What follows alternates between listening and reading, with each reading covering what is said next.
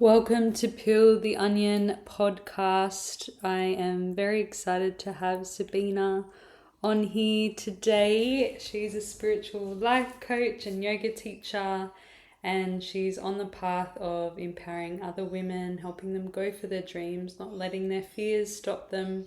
And she's on a mission to help women step in their power and build that inner confidence. When I was thinking about today's podcast, I really thought about just having a chat, like you have a chat with friends, but more like on a deeper spiritual level, I guess.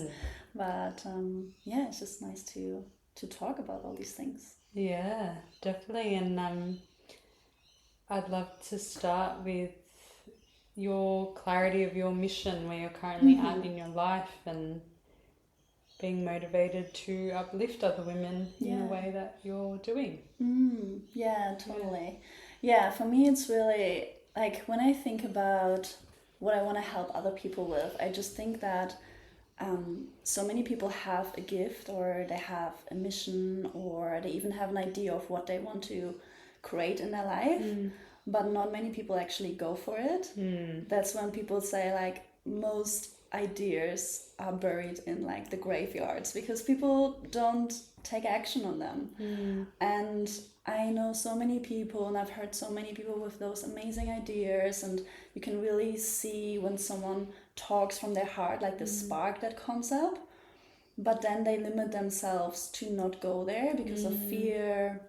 It could be the fear of failure or self-doubts, and they kind of they just play small, they play safe, or what they perceive to be safe, and stay in the life that they have, which is also totally fine, but they never really reach that life that they're dreaming of and the potential that they could live. So I really want to help people to step into their own power, because in the end, life doesn't happen to us, we create our own life. And I think once we understand that we are the creator of our own life, we can take back that power, and we can recognize that we have the power to change our own mindset, our own thoughts, our own fears, and we can work with them together, and they don't need to stop us from what we actually want to do. Yeah, beautiful. And what was clear to us next was around the pivotal moment for you, because a lot of leaders and people that I'm interviewing are embodying their mission, and that's so aligned to Peel the Onion, being a light in that way of practicing what you preach, and your energy speaks to that. So I'd love to hear how that that trajectory unfolded for you to now share it with others. Yeah, totally. Yeah, so for me, I think I was for a long time on the search of what I wanted to do with my life. So I felt like I had to go to uni, so I studied international business, and I was like, this is still very broad, I don't really know what to do with it. Didn't find the spark there. Yeah, I mean, I found always a little bit of spark, so I then was interested in HR, so that already goes into the direction of psychology and working with people, so I was like, okay, I'm gonna follow that, and then I did my master's in HR, but I realized it's not that spark, I guess. How do you explain that spark though for people listening? What that feels like, means? I'll share after. For me, that's like a full body yes. So it's like a yes that comes from deep inside your heart. So I often like to think about, our intuition and our mind as like two different tools we have, and they have different roles. So I often like to think about our mind and our heart, or our intuition, are like two separate kind of parts of us, and they have different roles. So our mind is there to protect us, to keep us safe. So that's when like all these thoughts come in of like, oh, if I start my own business, I'm not going to make enough money because I won't be able to survive without the money, or people will judge me. But then on the other hand, we have our intuition, and our intuition normally is very quiet and it doesn't say much. Well, our mind goes into like stories and explains why things cannot work out. Our intuition is just a general like, yes, like that's it. Like, I want to sign up to this program. I want to go on this retreat. I want to move there. Which is softer than the mind's voice, right? Yeah, it is quiet. It's more... it's more like, intuitive whispering. And sometimes it might get louder if you don't listen to it. But in the form of the external reality, do you find that? That as well, yeah. The signs are all there. Yeah, they're pushing. You're like, oh maybe I should have followed that. Yeah.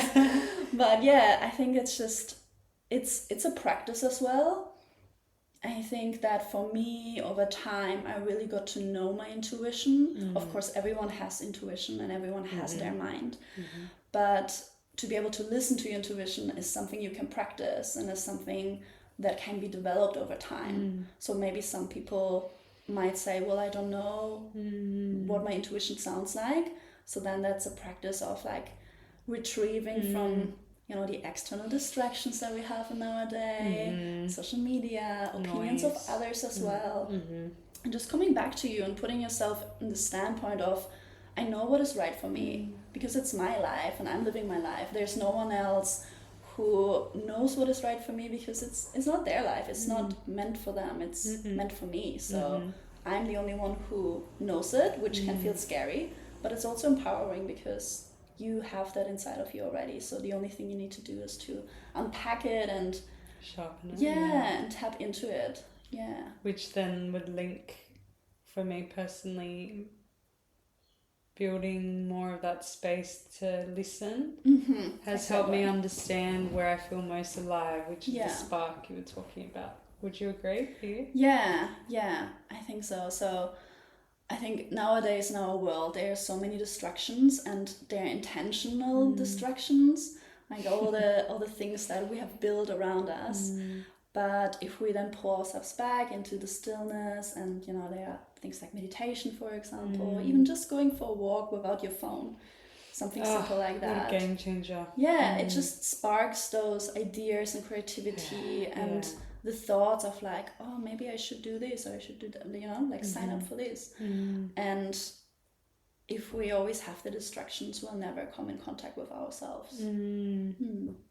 Yeah, and to the nervous system. The nervous system's just constantly processing, right? Stimulated, wired, any of those words. But when you're distracted, it's constantly working.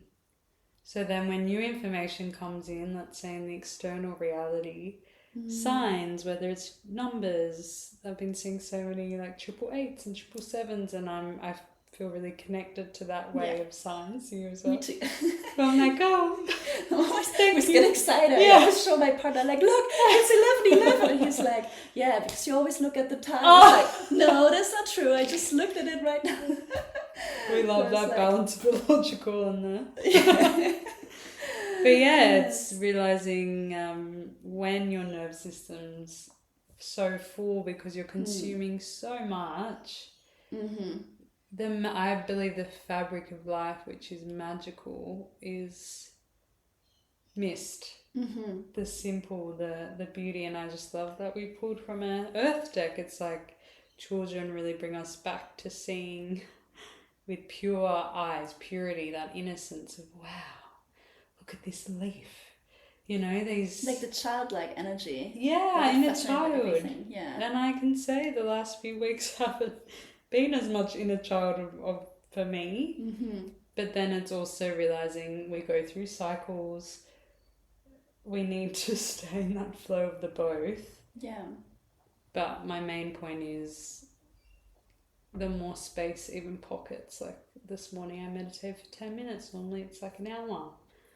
Still got 10 minutes in because I need to sleep. So it's getting to know yourself, to still enjoy your life, not feel like it's a chore to sit and meditate and create space. Oh, I need to create space. It's like trying to do it in a softer, natural way versus, And for me also, it's really curiosity, like what has brought me to live this life. And I think sometimes the antidote to fear is curiosity. It's like, what would it be like if I allowed myself to, to think like, oh, what if I could do this? Or what if it works out? Or what will happen, if I say yes to this opportunity? So it's like this curiosity as well. Beautiful. You know, what would happen if I meditated or if I just give it a try? So yeah. Using curiosity as a way to step out of the comfort zone. Yeah, and also to let go of the grip of perfectionism. So what I see a lot with people I work with, there are a lot of perfectionist tendencies and procrastination as well. And when we are a perfectionist, or when we have those tendencies, and we procrastinate because of that especially, we take everything very serious, because it's like, if this is not perfect, then there's some condition. Like, then no one's gonna buy my course, then I have wasted money, I've wasted time, then people won't love me, then I won't love myself.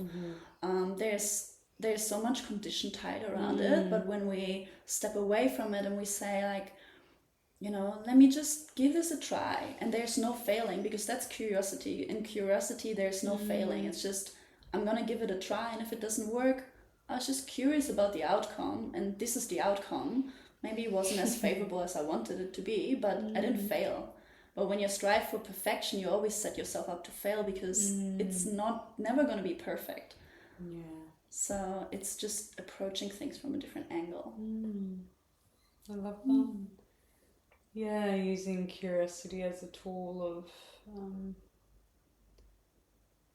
breaking out of old conditioned patterns. And perfectionism, I would say, is such a common one I've seen in a lot of my clients too, and in myself over my journey of unwinding that, but catching myself, and even normalizing, for those who are listening, that, you know, it isn't linear. Noticing your tendencies, having the curiosity there to notice what plays out for you when you're taking leaps, courageous leaps, and awareness helps you choose the healed way versus the wounded way. So wounded way would be more beating yourself up if you didn't get that client or that opportunity, or you made an error in your speech during a session. Versus the healed way, okay, that I felt a bit uncomfortable when that error happened, but hey, like, everyone's safe. Yeah, and it's fine to do those errors, and it's fine to learn as well, right? Like, if you look at all these people who are successful, and you look at, you know, their way, all of them have, like, failed, let's say, so many times, you know, and so many attempts of, you know, trying to put themselves out there, or sell their service, or sell their product, and so many people said no, and they kept going. And I think that's like sometimes the difference between people who really want to live that life, and people who maybe are inspired only by the idea, but there's not that sense coming from the heart. Again, coming back to the spark and kind of that passion. And that kind of purpose. Like, if you really know what you want in life, and if you know why you want it as well, you'll find a way to get there. And sometimes it takes longer than, you know, what you want. Maybe you want it in a year or in a few months, or you want to find the perfect partner now. But if you allow yourself, and what I like to often think about is that we always say, especially at the beginning of a new year, like 2025, 2026 is going to be my year. But we forget that most of us, like in our age, I would say, would still have, you know, 60 or how many years left in our life. I mean, we never know, but you know, we always cling so hard to those 12 months that we want everything to be perfect, that this is our year. But we forget that it's all a journey, and it's not ending after, you know, the 31st of December, and that's it. We'll still move into the next year, and it's okay to take time, and it's okay to not know what you want, and it's okay to, you know, not get what you want exactly in this very moment. And it's also okay if you get stuck in the comfort zone. So a lot of what you were saying about beating yourself up, a lot of people, you know, I see that with some of my clients as well. It's like, people are stuck in their comfort zone, and they know it, and they know they've had that dream of, you know, starting their business or whatever dream that they have, and they have not taken any action for the past 2, 3, 4, 5 years. And they beat themselves up for that because they say like, you know, I should have done this, I should have, why can I not do this, why is this fear overpowering me? And in the end, that's actually, we want to take the opposite approach. We want to bring in self-compassion, because that's what will help you to step out of the comfort zone and not the beating up. And that's like the shift we need to make. That, and also structure goals and setting small goals in the day. I remember when I first started meditating, I was, I think, maybe 16 years old. And it didn't feel like a chore, but I just knew, because my mind was just constantly going, racing. I'm very quick mentally, and information and energy moves through really quickly. But when you're 16, it presents as overstimulating, well, for me, anxiety, getting caught up in everyone else's stuff. So when I went to my first Kundalini yoga class, I remember leaving, and I thought I'd taken something. I was just floating. Everything was clearer, lighter. I was like, oh, and then I was hooked. But during the class, Kundalini yoga, for those listening, if you don't know, it's an ancient yoga type that is focused on awakening. So it's very I would say it's very deep and powerful. It's very high energy. And it combines mantra, so chanting, which I wasn't aware of. So the first class I did, everyone just starts chanting, and I started laughing because we were doing weird things, which helps. Now where I'm at, I see that that's the tool for the mind to distract the mind. Mantra means vehicle for the mind, to then allow yourself to be trained to be more present.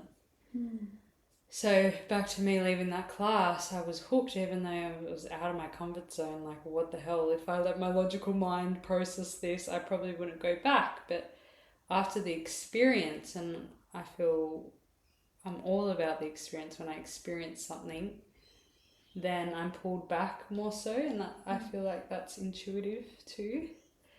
But that shift in meditation led me to, right, I need to implement this in my day. And I'm very full at the moment. I was working like 3 jobs whilst high school, studying really hard. And I had a little tally on my board. I just implemented a simple tool that every day, 5 minutes I started with, just 5 minutes of sitting. And not expecting that my mind needed to just stop.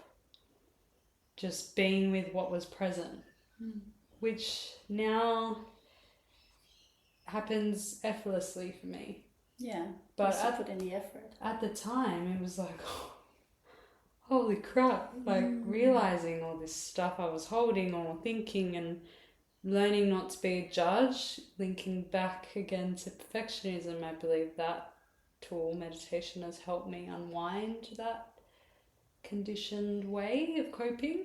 I see that as like a trauma response, perfectionism, trying to fit in, belong. Definitely. And so just that simple tool transformed my life, because I started with 5 minutes for 2 weeks, and then I went, okay, 10. And I build that sense of achievement. You know, we build the trust in ourselves when we're ticking off little things. And it's all about that little step. Not thinking, oh, I need to be like right on the other side now. Starting setting with an yourself hour. up for failure. Meditation, An hour, 3 hours. Yes.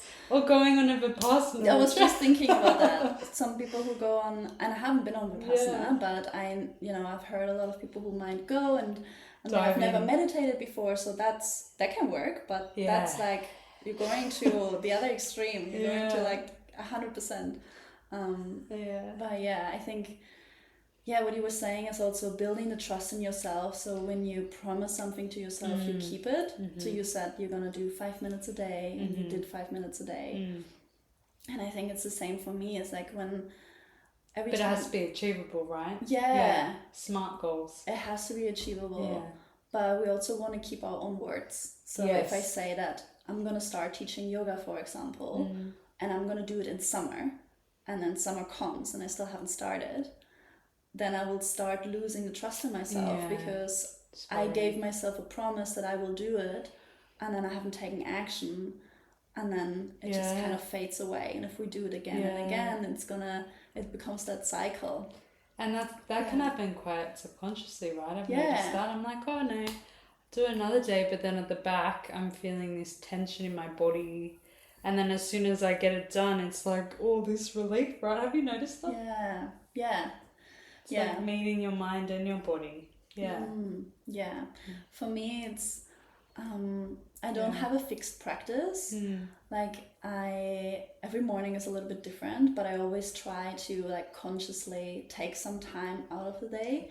Like if it's conscious movement, or it might be just reading affirmations that I wrote for myself, or anything that kind of grounds me back, or it might be doing like a tarot reading for myself. So anything that connects me with my soul, and it doesn't have to be like I need to meditate, but it's just kind of like, okay, how can I connect today with myself, and what can I do there? So it was beautiful. I try to see what is it that I need, and sometimes it's just going for a walk and getting out of the apartment kind of, and that's what I need fresh sometimes. energy. The movement. I was speaking to my best mate this morning, and we were talking about resting, how that word can, well, personally for me, and she found the same, that that word naturally implied like resting means not doing anything, like just laying. Like sleeping. People think resting is sleeping, right? Yeah, thank you. Yeah, sleeping, but over the years on my journey, I've realised when I have said, okay, I need to rest, and I have done that, I've gotten more agitated. But when I've listened, like you said, going out for a walk or listening to beautiful music, that actually is resting. Yeah, it's like mental rest. Yeah, but rather than resting, from now on, even with others and my clients, I'm going to use the word, and I'm making the commitment. So I'm holding you accountable. I'm holding you at my events, if I say it, just shout it out. What will re-energize me, or recalibrate my energy? That feels really yummy versus resting, because resting is meant to re-energize, right? Rejuvenate. I love that they're all R-E words. Yeah, I love that idea as well, because I was thinking about that as well. Because then you can judge yourself if you're not resting. Like yeah, totally. I was also thinking about, when I feel tired, like, why am I feeling tired? Is it because I don't have enough sleep, or is it because I'm doing a lot of things that just don't light me up? And so it's about re-energizing is not always then rest, but it's also where are you focusing your energy on? And sometimes I've realized, the days where I feel really drained is because I've been doing so many things that I actually don't enjoy doing. I was like, well, or even too many things for how you're feeling on that day, habits that. Do you find that too? Yeah, habits, or it's like to-do list items, or like the shoulds, kind of like I've ticked all the to-do list items, but maybe on the to-do list there was nothing about, about me, like re-energizing me, connecting with me, and it's just all the things that I had to do, like the admin or life things, kind of. And then holding compassion, because we're human. Yeah. We're in tune with Mother Earth and her cycles. Like tomorrow is a new moon and solar eclipse. So depending on... I've been feeling that a lot. When your last bleed was. But for me, because I'm pregnant, I'm directly in alignment with the moon. So new moon energy, and men and pregnant women, and those who have been through or going through menopause, are all, as well as all of nature, like the animals and the trees, and we're all in alignment with new moon being a like lower energy, because it's dark. There's no what's the word, face. So it's all birthing, it's all the start. The seed is just planted. And back to what you were saying, it's also bringing that wisdom in that a lot of us have forgotten because we're not taught that really from school. Yeah. To remember, okay, I'm also feeling tired because, oh, look, I'm aware that we're in this phase, and when your period comes, that's your new moon phase. You're in your winter, which we've spoken about. Yeah. So it's just fun because being human is so multi-dimensional, like all these layers. And as much as I love how we're simplifying, for me, it's also always zooming out and getting the broader picture. That brings me grace, but it might not for someone else who needs to just focus on. Yeah. I have something similar where when I feel like I have too much of a tunnel vision and I focus too much on like my life and kind of what's working out, what's not working out, and all these things, I like to look to nature because nature is like, obviously we are part of nature, right? So we are nature. Everything, we are nature, and everything that happens inside of us and that we might struggle with, nature can give us answers to that. Like even when there's a scarcity 100%. mindset, for example, of there's not enough, there's not enough time, there's not enough opportunities, there's not enough money, clients, jobs, partners, potential partners, or I don't know, time whatever for it is. rejuvenation. Like all these things. And I often like to look, and I can see a tree there, like I like to look to nature and then just see, well, is there scarcity in nature? Like we can see all these leaves on this tree, and once these leaves fall during autumn or winter, they regrow in spring, and the tree will just keep growing taller and taller, and there are phases that the tree and just the earth goes through, right?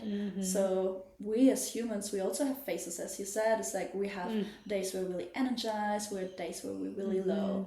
There are days where we want to take action, and there are days where we just want to stay in our comfort zone. And it's fine to do both as long as we keep moving, because I think that's sometimes the tricky thing when we are the balance between being compassionate but then not to fall into the trap of it's okay to stay in my comfort zone, like I'm fine here, discernment.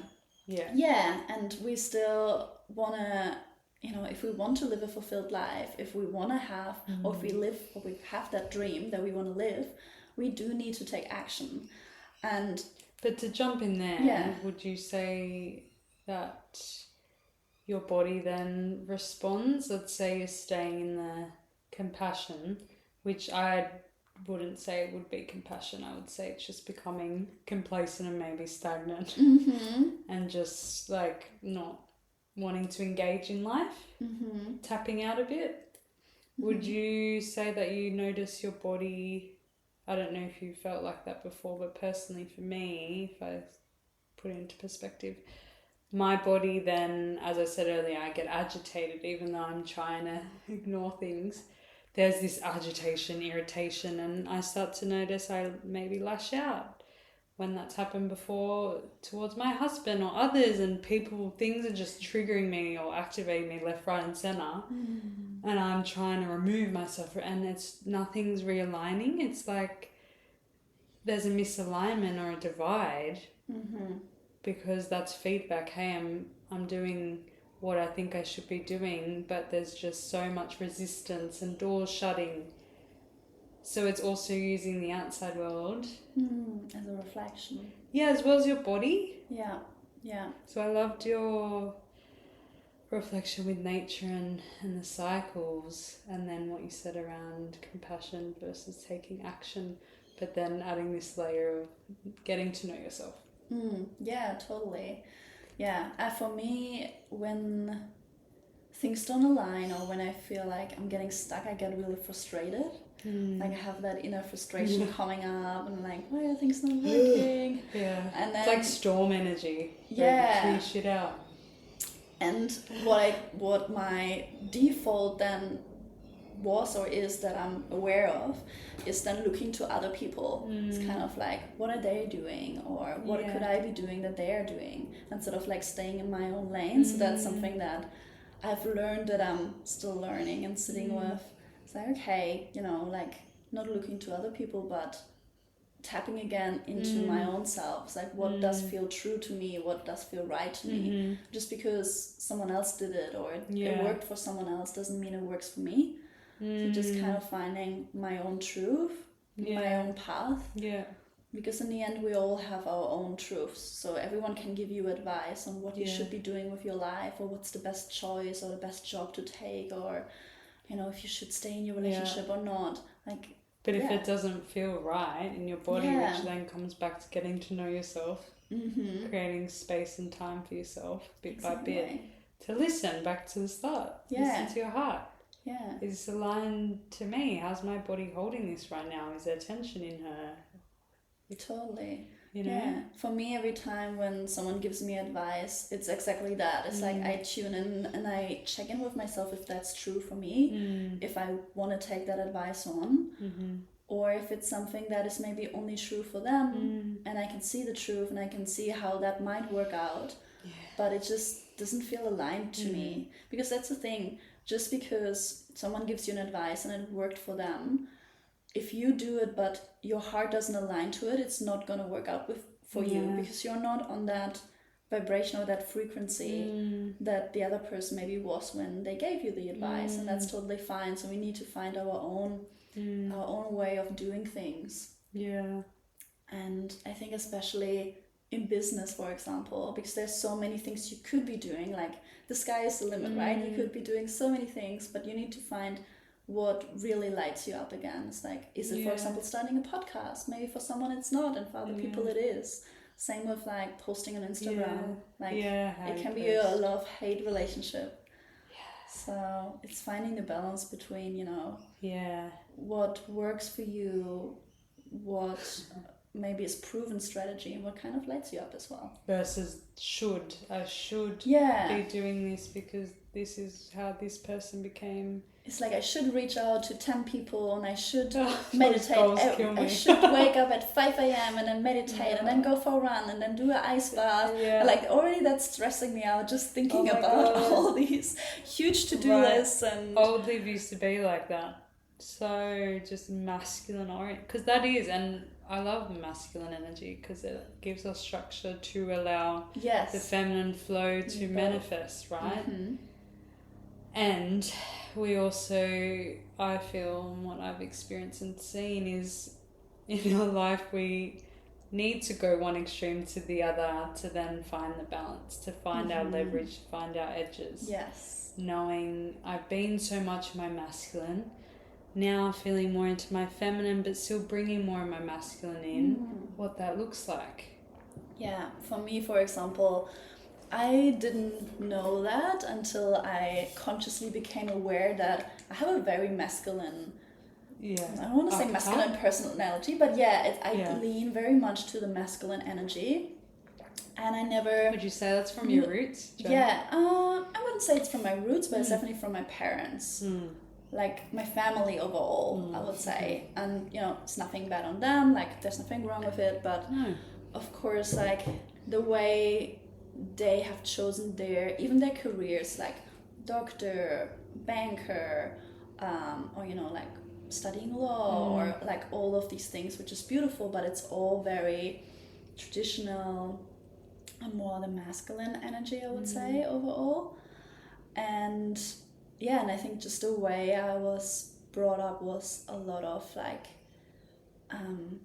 similar to perfectionism, a lot of structure, a lot of like how things should be and right or wrong and how you should look like and all of those things. And the aspects of creativity, of flow, of being crazy, of being childlike, of just trying things out for the sake of trying them without having a purpose to them. And embracing chaos. Like these are things that I wasn't living as much, and I'm still, you know, uncovering all these things that I know I'm very good at setting structure. I'm very good, you know, building Excel spreadsheets and having a plan. I'm very good organizing. And like all these masculine energy, which really helps me in my life. But I feel like if we only have the masculine energy, we're out of balance, and also we are missing the joy in our life, because I feel like the masculine doesn't always bring that joy. That type of energy. It's mainly the feminine energy, the creativity, the flow, the experimenting that brings in that that joy and that, you know, the fulfillment as well, and the magic. Yes, so the earth, she's feminine. Yeah, look at her. Exactly. Beautiful. So for me, for me it's really about like learning, like as you said, like having both as well. So now I knew I was very on that side, and now I'm starting to find my balance of, you know, also stopping to work, for example, not like working until super late, but saying like, this is a stop, now it's time for me. I'm doing my tarot cards, I'm doing my movement practice, I'm going for a walk, journal, and also I do something without having a goal. That was for me really hard. Not like, okay, I'm gonna do this because I need to do it for my mental health, which is the goal, right? But I'm just gonna do it because I just feel like doing it, or I just want to experiment what it feels like if I sat now in this meditation, or what the tarot cards might bring me, or what a walk could do, you know. Like, it's not always having a goal of, I'm gonna need to go for a run because I need to be fit, I need to be healthy. Just doing it for the sake of doing it. I love that clear distinction there with the goal and catching yourself. Focusing on an outcome of doing something, which is just always such a beautiful reminder for our lives. It's always about the journey, it's the path, it's the here and now. It's each step we take that really makes our life. Not the outcome of it. Not that you working this job will lead you here. It's like, the now. It's what's really present, which is the feminine. It's the soul leading. Yeah, I love you on that way. I wanted to ask, out of the masculine traits that you're really good at, what have you found has been maybe a block or tricky to tap? Oh, you already know. Tap into your feminine. There you go. Was meant to be asked. I think for me it's like, it's that perfectionist tendency, like when there's structures that kind of cling too much to the structure, of thinking that only if I have that structure things are gonna be right. Like, even if it's, for example, in my case, if it's like, let's say, posting on Instagram, you know, like there's so many people out there who tell you exactly how you should be posting, how often, when, what words, and you should know your audience, and then the hooks, and you need to have visual hooks, and then, you know, like there's so much. And then if my masculine side wants to learn all of it, wants to understand all of it and analyze it and put everything into implementation, but then blocks me because the feminine sometimes get just kind of pushed down. So maybe the ideas that I have don't align then with what I should be doing, like all these rules that are out there around Instagram. And then it's like stepping on your feminine. And then it's just kind of like, okay, well, I don't really know how I would put this idea into this form now, into the structure that I should be following. So then I sometimes don't end up posting something because I'm just thinking like, oh, you know, like, analysis paralysis. Exactly. So I think that's boom.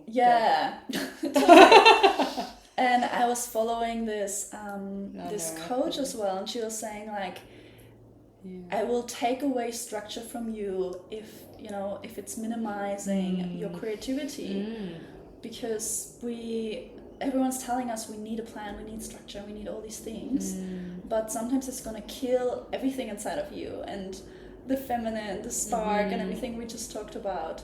And when that happens, we need to step away from structure sometimes to reignite that spark, to just reignite the flow and the consistency, what you were saying, you know, to just come into this, I'm just gonna do it. It doesn't matter if it's gonna be perfect, it doesn't matter if I'm gonna follow the rules or not or whatever, but I just need to come into that flow of like just doing it step by step.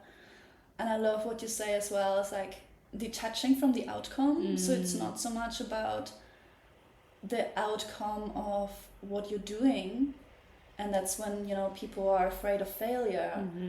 It's when we touch to the outcome, when we think like, I'm gonna, you know, start that business, or I'm gonna quit that job, or I'm gonna start my first yoga class, and they're attaching to like how it has to go, but focusing on just doing it. And instead of, how is that yoga class gonna go, focusing on, I'm gonna teach a yoga class, that's already an achievement, that's already success, that's not even failed. It doesn't matter if only, only 1 or 2 or 3 people show up, because in the end, if you make an impact for those people, that is success as well. And the ripple, they go home, their energy affects their family and so on. Exactly. So it's also about how you measure success. Which curiosity, I'm just loving the 360s we're doing. It's just so much magic. And it just energizes me. Seeing, bringing curiosity to reframing conditioned ways. And that's how we work on the mindset, right? Because we shift from the fixed mindset to the growth mindset. So instead of just, okay, this is what I've always thought about myself. This is my story that I'm holding on to. That, I'm never meant for this. I'm always meant to be stuck in this life, live close to my family, and I can never break out of these cycles. We'll just, because sometimes we have those thoughts, bringing curiosity and asking, well, is that really true? Is it really true that I can't succeed? Is it really true that this is possible for everyone else, but it's not possible for me? That's cognitive behavioral therapy, CBT. Part of challenging, is this thought helpful? Is it not helpful? Is it true? And often it's not. I mean, sometimes it is, but often when I've done that, right. It's a mind's job. Exactly. To think, like the lungs to breathe. Exactly, and that's also what we were saying before with the mind and intuition. The mind is there to protect us, but what we also learn in yoga, right, is that we are not the mind, so we can observe the mind as a meditation. And when we observe the mind, we can distance ourselves from the thoughts and realize that their thoughts are thoughts in themselves, they're not us. So if they are thoughts, it means that, maybe they're not true. Maybe they're not even our own voice. Maybe they're the voice of our parents that just echo in our mind or in our head. And they were just planted inside of us through our upbringing. But it might not be the truth.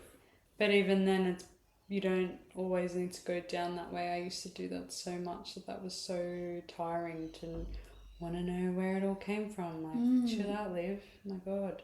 Let's just let it be there, and following again your intuition as to what to dive into, what not. If it keeps replaying and you know what's happening in terms of the thought is constantly present, that's where my cue is, okay, let's unpack this. Let me write it out. What's this trying to teach me? Yeah, we don't always have to do it. No, and I don't think it's healthy to. And I've found with clients that I've worked with, I see it as a category of being highly ambitious in personal development. That can be overplayed, that it's like... I need to understand myself to like the depth of, every day though, it's like, let's come back in tune with Mother Earth. We know it's a new moon. I know I'm on my bleed. Chill. Cool. Mind wants to analyze. I know you're quick, mind, but hey... Well, I need to close that door, and I love that strategy. As soon as I found this strategy, a beautiful shaman quantum healer I work with in Vancouver, it just like, all this weight, because I visualize doors closing and just shutting the energy. Like, even if I'm out and I'm feeling someone's energy over there and noticing their thoughts, like my intuition is growing, so I'm feeling a lot, heightened sensitivity. But I just shut the door, and then I'm back in myself. I'm like, Or if a guy that's checking me out and projecting those, vibes, rather than going there thinking, which I think is very common for females to let that energy take over. But now I just shut the door, and I'm like, cool. I love that. Yeah, I That's recommend amazing. Yeah, because it's so visual. We shut doors all the time. Yeah, I love using visualization, so that's great. I'll try that as well. Yeah, I use visualization for me mainly, I think, to tap into like what I want to build. But I love how you use it as well to just shut off the energy, or you can also use hygiene. To charge your energy, like growing your roots into the earth as well. yeah, which is deeply feminine. And realizing that those strategies you're using are aligned with your femininity. There was a question I did want to ask you to end with around, what would you say the biggest gifts been on this journey of embodiment and peeling back the layers? Oh, I love that question. It might be a big question, so it's a big question.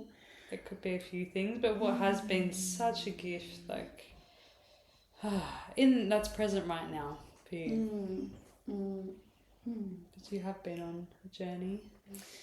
I think for me it's realizing who I really am. If I think about, my teenage self, or, like how I was growing up, and thinking that, yeah, of course, I am still the same, like my soul is still the same, of course my body evolved and so on. But just, realizing this kind of like coming back to myself and taking charge of my life, I think that was like one of the biggest gifts, to come out of that victim mentality of like things happen to me, and because something happened to me, this has to be my life now. But kind of taking back that power and being like, well, actually I can choose every single day, every single minute, how I want to live my life. I can choose who I want to talk to, who I don't want to talk to. I can choose if I want to meditate. I can choose what time I want to go to sleep. I can choose if I'm going to accept this job offer. I can choose if I want to be in a relationship with this person. There's so many things that I can choose to create my own life. And I could change everything in my life from one minute to another, And it's that kind of goddess energy of like, we are the creator of our own life. And life is not just how it is, but we actively, with everything we say, every person we reach out to, everyone we engage with, every decision that we take every single day forms the life that we have. And we have always the chance to change that any single second. And I think that for me was like one of the biggest realizations. Yes, that means that, or gifts, that I can change everything I don't like as well, in a way. Oof. Wow. I'm so glad I was guided to ask that question. Such a golden nugget for Thank you. me to receive, and listeners as well. But, goosebumps. Yeah. And I'm just so happy you're following your aligned path of empowering others and getting rid of shit that's in the way that people might not see, and leading by example. So thank you for doing the work that you do. Thank you. And thank you for having me and for having this podcast, so more people can hear about all those amazing things you do as well, and learn as well, because that's also how everything started for me as well. Like I listened to podcasts, I read books, and it's kind of and I think for many people, so it's so important we have those spaces where people can learn and grow as well. Yeah. Thank you. That's beautiful to receive. Yeah. And I'll have all your details in the show notes, so for anyone who'd love to reach out to Sabine, they'll be able to. Got Instagram and web pages. I've got my website, mainly my Instagram. So I offer free clarity sessions as well. So if anyone is interested in in life coaching, or more to tap into their own power and kind of feel like it's time for them to do that, to kind of to go for their dream and to live their fullest life. So I offer those free sessions, and we'll just dive into what's holding you back at the moment, what is the next step for you from here. For anyone who's listening, I would love to see you there. You can sign up for free on my website, and I hold workshops as well. Kind of around once a month. They're not very regular, they're just like whenever I feel like. I've got one coming up on the 6th of April, so I'm not quite sure when this podcast episode will be released, but if anyone is interested. And yoga classes as well. Wednesday, Friday yoga classes. Yes, in Manly. Little Manly. Well, thank you so much. I feel very energized, and it wasn't the Me chocolate you too. offered me. No, of course not. Chocolate, dark chocolate with raspberry. I was like, yes, she's speaking to my heart. Yeah, my favorite. Yeah, but I look forward to seeing how the journey unfolds. And Thank you. Likewise. yeah, Your journey, your personal journey as well. yeah, yeah. Our emergence, the dragonfly Yes. card. Yeah, Love that. yeah. Thank you. Until next time, everyone. Thanks for tuning in. Thank you.